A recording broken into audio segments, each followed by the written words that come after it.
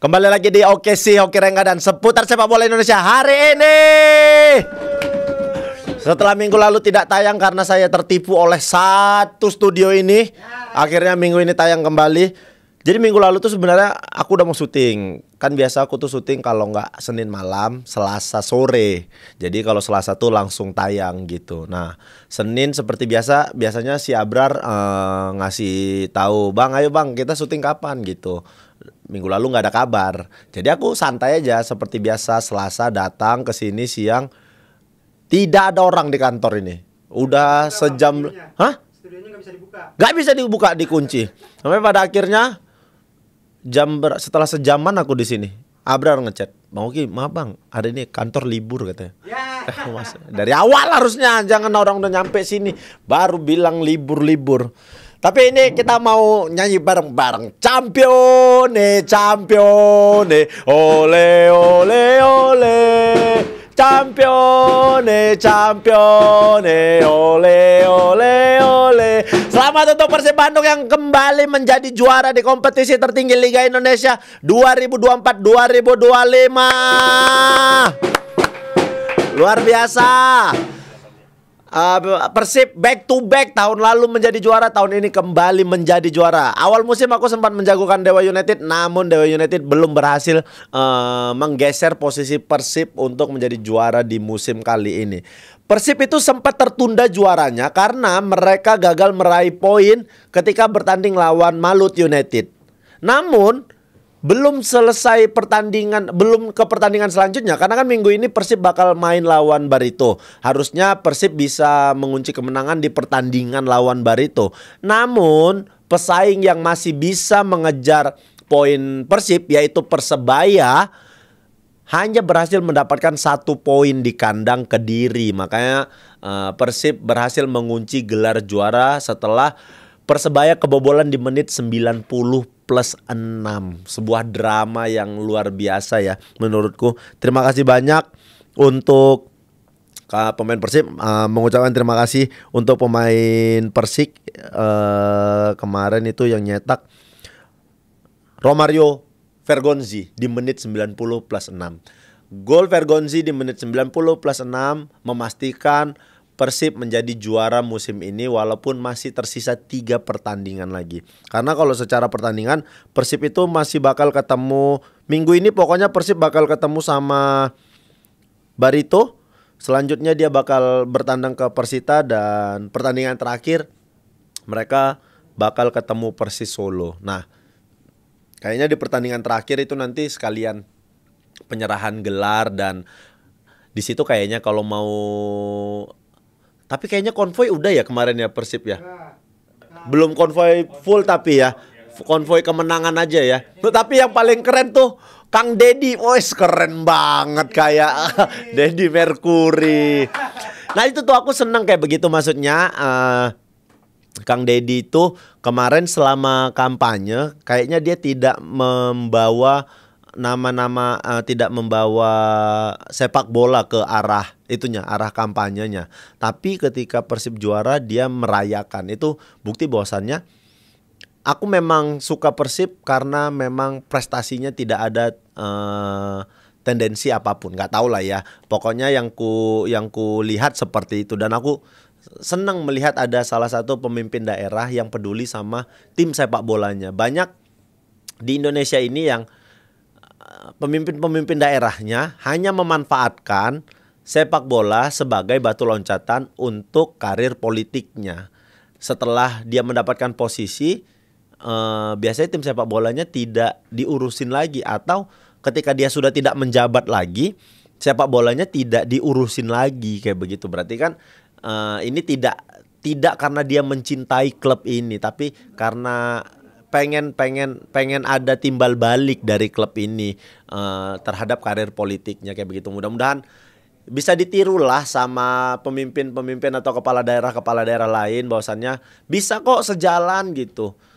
Timnya diurus dengan baik, kepala daerahnya mensupport dengan baik kayak begitu. Bisa aja, banyak cara untuk mensupport dengan memfasilitasi latihan apa semua segala macam. Karena kan sekarang klub sudah tidak boleh pakai dana APBD lagi.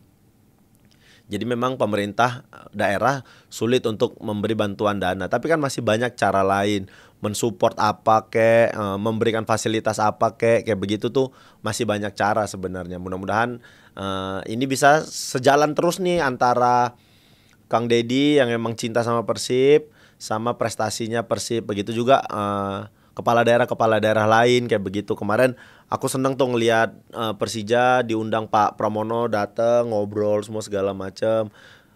Paling nggak ada kepedulian aja lah kayak begitu dari kepala daerahnya terhadap klub kayak supaya klub tersebut juga bisa dikelola dengan baik. Nah, ini kalau dilihat lagi nih musim ini sepertinya Dewa Persebaya bakal bermain di kompetisi ASEAN. Aku nggak tahu ya peringkat kedua dan ketiga itu kayaknya main di ASEAN ya. Karena Persib tuh bakal kualifikasi untuk menuju Piala Asia kayak begitu. Nah, mudah-mudahan sih aku melihatnya begini. Aku kenapa musim lalu tidak menjagokan Persib menjadi juara? Awal musim tidak menjagokan Persib sebagai juara karena kita kesulitan ketika ada klub yang mengikuti 2 kompetisi sekaligus. Biasanya banyak klub yang kesulitan dalam hal pendanaan semua segala macam. Itu yang ku khawatirkan kemarin. Nah, tapi sayangnya Persib gagal kemarin di kompetisi Asia. Makanya ketika gagal Persib langsung mengalihkan fokusnya ke kompetisi lokal. Makanya dia benar-benar menargetkan juara Liga 1 lagi dan berhasil seperti itu. Nah, aku berharap semoga tahun depan, tahun ini di kompetisi baru nanti harusnya bisa dua-duanya menjadi prioritas kayak begitu. Walaupun aku menyadari kayaknya klub-klub itu lumayan kesulitan dalam pengeluaran semua segala macam karena pasti bakal butuh biaya lebih banyak ketika kau harus bermain di 2 kompetisi yang berbeda. Kesulitan kita itu adalah jarak antar pulau di Indonesia ini lumayan butuh pengeluaran yang cukup besar. Kayak misalnya lah ya, Semen Padang dari Sumatera ya, terjauhnya saat ini Malut. Oh, ada Biak ya, tapi Biak kan nggak main di Biak. Oh, main di Lukas NMB? Dari sekarang atau dari awal? Dari pertengahan kan. Nah, kayak begitu tuh, kayak Semen Padang main ke Stadion Papua, itu tuh butuh biaya besar sekali. Apa aku nggak tahu ya. Kayaknya 2 wilayah itu buatku aman-aman aja sih.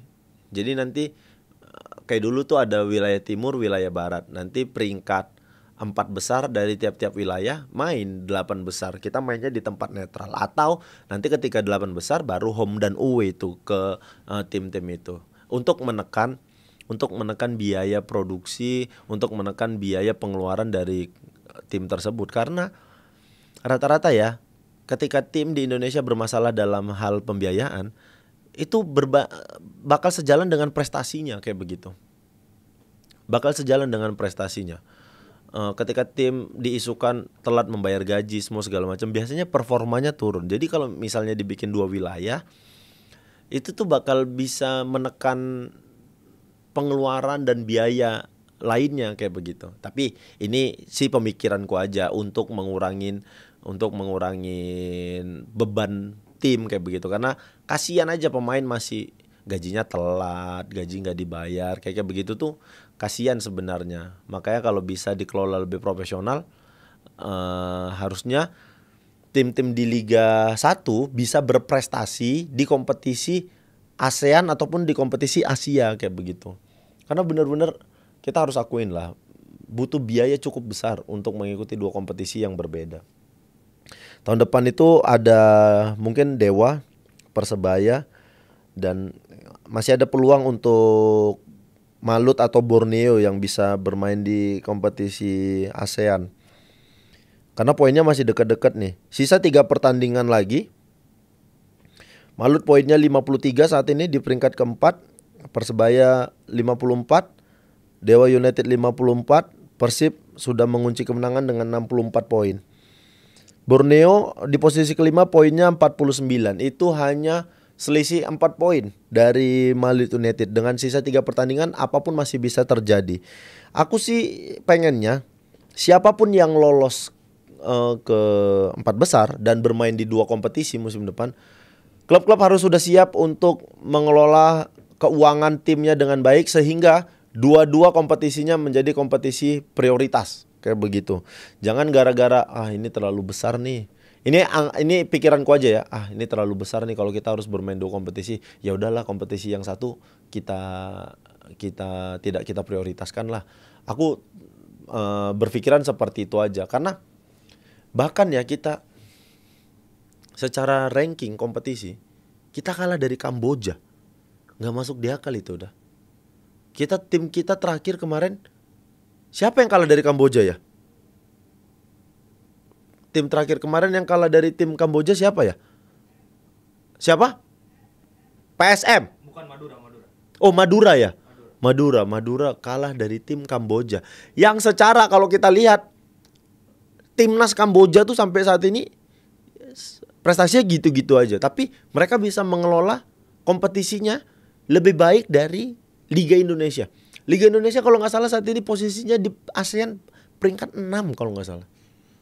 Kan secara ranking jelek sekali tuh. Kita kalah dari Thailand, Vietnam, Malaysia, Singapura, Kamboja. Iya kan? Thailand, Vietnam, Malaysia, Singapura, Kamboja. Kita peringkat 6. Jelek sekali kompetisi kita berarti. Aku tuh pengen sekali tim-tim kita tuh berprestasi gitu.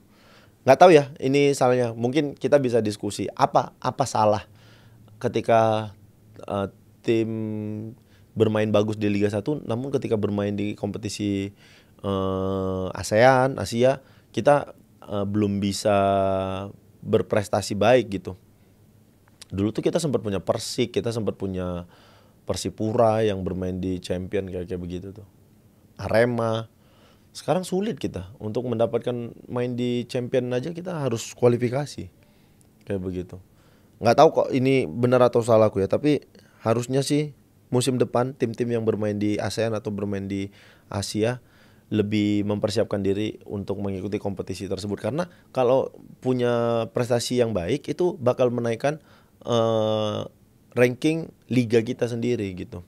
Liga kita musim ini diperbaikin dengan VAR, walaupun secara penggunaannya kadang tidak tepat juga, tapi paling nggak ada perubahan. Harusnya lebih baik lagi lah di musim kompetisi baru nanti. Selain juara yang sudah dikunci sama Persib, ini ada yang lebih menarik lagi. Perebutan posisi keluar dari zona degradasi.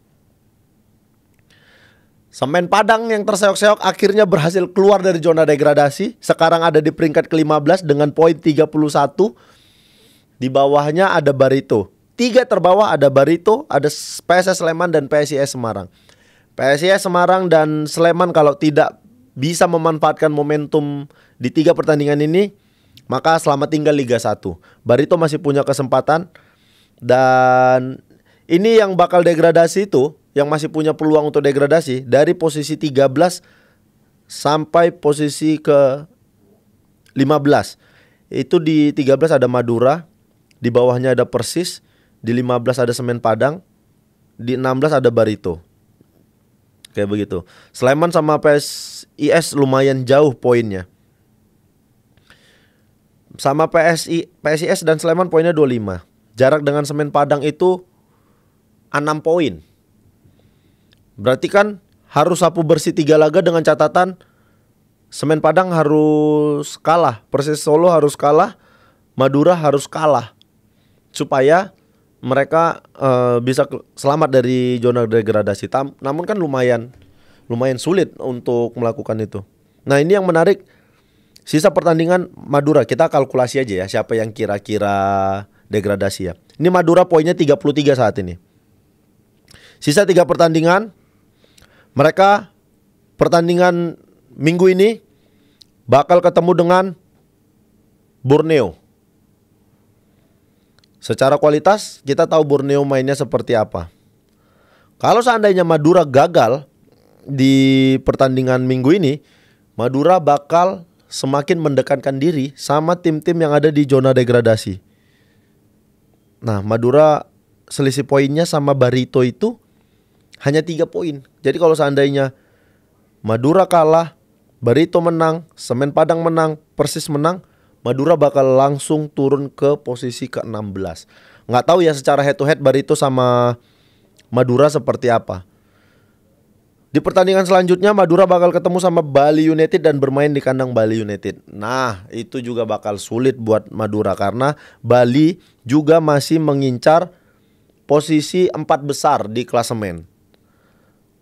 Di pertandingan selanjutnya mereka bakal ketemu dengan PSS Sleman yang Sleman juga butuh kemenangan. Jadi lumayan sulit buat Madura ini di sisa pertandingan. Persis Solo bakal ketemu Bia di pertandingan minggu ini. Kita tahu Bia sudah aman secara posisi dan Bia juga masih mengincar posisi 4 besar. Sulit juga untuk Persis mendapatkan poin di kandang Bia di pertandingan minggu ini. Setelahnya Persis bakal ketemu dengan Dewa United yang secara performa musim ini bagus sekali. Dan pertandingan terakhir Persis Solo bakal ketemu dengan Persib Bandung di kandangnya Persib, di mana itu adalah pertandingan terakhir dan Persib sepertinya bakal melakukan perayaan kemenangan dan penyerahan hadiah di situ. Persib juga tidak mungkin mau kehilangan poin di pertandingan terakhir mereka di kandang. Selain Persis, nih yang menarik Semen Padang. Semen Padang nih tiba-tiba di 3 pertandingan terakhir dia menang lawan PSIS, menang lawan Persija di kandang Persija, dan menang lawan Madura United. Di pertandingan selanjutnya dia bakal ketemu Persebaya di kandang Persebaya minggu ini. Setelahnya mereka bakal main di kandang Persik yang sudah selamat dari zona degradasi, dan bakal ketemu Arema yang juga sudah selamat dari zona degradasi. Kalau Semen Padang performanya masih sama seperti saat sekarang ini, tidak menutup kemungkinan Semen Padang bakal bertahan di Liga 1. Dengan catatan mereka tidak boleh kehilangan poin sama sekali di 3 sisa pertandingan. Karena kalau ada kehilangan poin, itu bakal jadi keberuntungan untuk Barito Putra yang secara pertandingan mereka bakal ketemu Persib minggu ini. Selanjutnya mereka bakal bermain di kandang ketemu PSM Makassar, dan pertandingan terakhir mereka ketemu PSIS Semarang. Ini seru sekali nih zona degradasi. Lebih seru zona degradasi daripada mengejar posisi 4 besar di atas. Prediksi aku aja nih ya. Prediksi aja ya. Yang bakal degradasi ya. Sepertinya PSIS, PSS, dan Madura United yang bakal degradasi. Kita lihat ya siapa yang bakal degradasi. Nanti kalau ini benar jangan nanti banyak kali yang bilang, "Alah, kau udah tahu dari awal." Udah nggak ada, aku nggak tahu apa-apa. Ini prediksi aja ngelihat siapa lawan tandingnya kayak begitu. Apakah Madura, Persis, Semen Padang bisa mempertahankan performa mereka sehingga mereka terhindar dari degradasi, atau lagi-lagi Barito yang sudah beberapa musim ini selamat dari zona degradasi, musim ini kembali selamat dari zona degradasi. Kita lihat aja. PSS sama PSIS Semarang harus sapu bersih dan berharap keajaiban dari tim lain kayak begitu. Semoga semoga PSIS dan PSS Sleman bisa segera menyelesaikan semua masalah-masalahnya sehingga kalaupun seandainya degradasi bisa segera kembali ke Liga 1 kayak begitu. Sayang Sleman stadionnya baru, supporternya udah bisa datang ke stadion. Telat aja mereka dapat dukungan dari supporter kan, kayak begitu. Seru sekali nih zona degradasi. Kalau 4 besar, empat besar siapa ini ya kira-kira ya? Persib Dewa United sepertinya bakal ada di 4 besar. Persebaya juga. Ini posisi keempat nih, masih jadi rebutannya Borneo, PSBS Biak, Bali, dan Persija. Kita lihat ya. Tapi kalau dilihat Malut nih bakal ketemu siapa-siapa lagi ya. Malut bakal ketemu PSM. Nah kuncinya ketemu PSM nih. Kalau dia berhasil dapat poin di kandangnya PSM, mereka bakal ada di posisi 4 besar. Oh tapi mereka nanti bakal lawan Persija juga di akhir. Persija nggak mungkin lah mau kalah di kandangnya sendiri lagi. Kayak begitu. Kita lihat ya, siapa yang bakal degradasi dan siapa yang bakal masuk ke 4 besar di kompetisi musim ini Liga 1. Sama satu lagi, kemarin aku baru dapat kabar bahwasannya Indonesia mengajukan bidding untuk menjadi tuan rumah playoff round 4 Piala Dunia. Mudah-mudahan Indonesia menang lawan Cina ini, poinnya oke. Jadi kita bisa mengajukan jadi tuan rumah. Karena kalau kita jadi tuan rumah, kita bakal mendapatkan keuntungan lebih karena kita didukung supporter kita penuh. Doaku sih mudah-mudahan bidding ini bisa berhasil untuk membuat kita menjadi tuan rumah. Pak Erik, tolong kali ini kan udah bertarung untuk mendapatkan pemain-pemain diaspora semua segala macam. Kali ini bertarung juga untuk mendapatkan posisi tuan rumah lah, Pak Erik. Ya, minta tolong Pak Erik. Kita ketemu lagi di episode selanjutnya. Sampai ketemu minggu depan ya. Bye.